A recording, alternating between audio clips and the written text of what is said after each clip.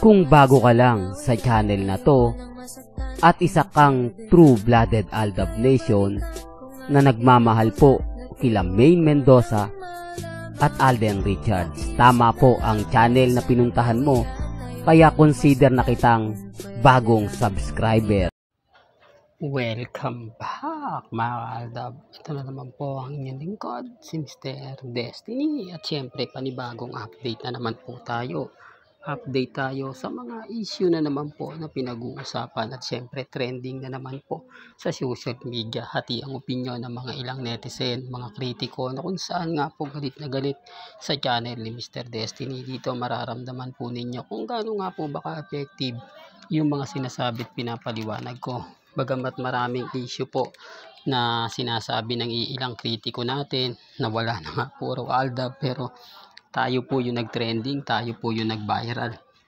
Ngayon, sino nga po ba talaga yung paniniwalaan ninyo? Tayong mga Aldab Nation na tuloy-tuloy po sa pagbibigay ng update, o sila po na kung saan kapag nagte-trending tayo, binabasag tayo. Kapag pinag-uusapan tayo, agad-agad silang nagre-react. Agad-agad sila nagko-komento na walang katotohanan. Bakit po affected sila? Kaya ang simpleng tanong lang po, hindi po ba simpleng kumbaga hanap ng kasagutan nila? Ito lang po kasi yung pagpapatunay. Ito lang po kasi sinasabi ko na maging relax lang po kayo, maging kampante. Sa labanang ito, talagang matira matibay. Totoo naman po, matitira yung mga bagay-bagay na matatag. Parang ano lang yan eh, po ba yung cut din? Pansin nyo yung cut din, yung iba nag-move on na. Pero yung iba hanggang ngayon nakikipaglaban pa. Tapos, ang pinaka-mentor daw po nila, yung Aldab Nation. Dahil yung Aldab daw po, naging matatag, naging kampante. Sila rin daw naman po. Well, sa punto na yon, hindi na natin yan dapat pang batikusin. Kasi alam naman natin, mga ka-Aldab, na malaki rin po kasi yung nagastos sila. Malaking pondo po talaga ang inilabas para po sa cut din. Kaya nga sabi ko sa inyo, relax lang. Hindi po ba? At maging kampante, maging matatag. Dito po sa picture na to nakikita nyo, pansin nyo po ba yung OOTD ng dalawa? Same color na naman po.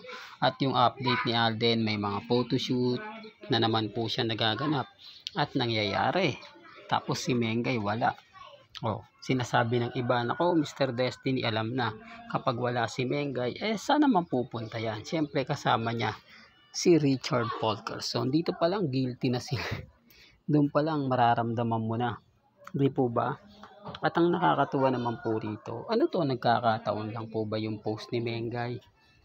Yung mga OOTD na suot ni Mengay, yung OOTD ni Alden, halatang nag-usap, no? Kasi kumbaga kahit sabihin naman po nila na nagkakataon lang ang isang bagay o ang kumbaga laging nagkakaroon ng tagpo, talagang sinasadya na, hindi po ba? Kasi ito na po yung pinaka pagbibigay ng update para nga po sa fandom ng Aldab. Isa po itong dahilan, isa po itong rason para maging kalmado at kampante ka lang, hindi po ba? Kaya nga po hindi ako natitinag, never pong nagpapa-apekto at never pong nagpapatalo si Mr. Destiny. Hindi, real talk to. Kaya sa mga mamis, sa mga titas na hanggang ngayon na kumbaga nagsasabi na ganito ganyan, alam nyo kasi mga ka-Aldab, sa totoo lang po, gusto nilang mawala talaga ang Aldab. Talagang nakapokus sila sa atin para tayo i-distract, para tayo kumbaga pag-usapan, para hindi po ba?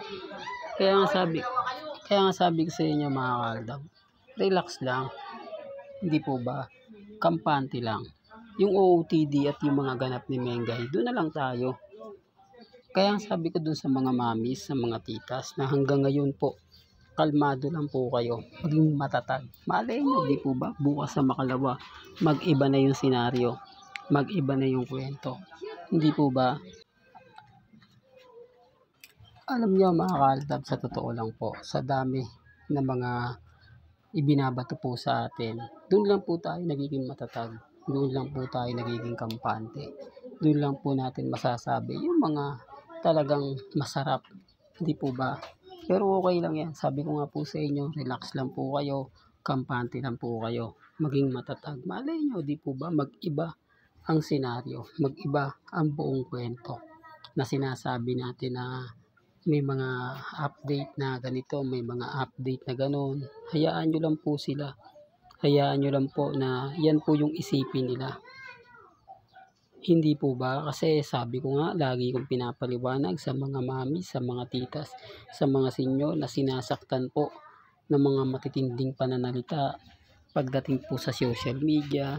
Talagang mararamdaman nyo, maiintindihan nyo kung gaano nga po ba talaga ipinaglalaban o pinagtatapat ang isang fandom ng Aldab Nation.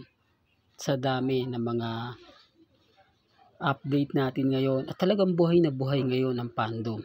Ramdam na ramdam ko ang presensya ng Aldab Nation sa mga website. Tayo po yung pinag-uusapan sa Instagram, sa Twitter, sa Facebook, sa YouTube, sa live ng Eat Bulaga.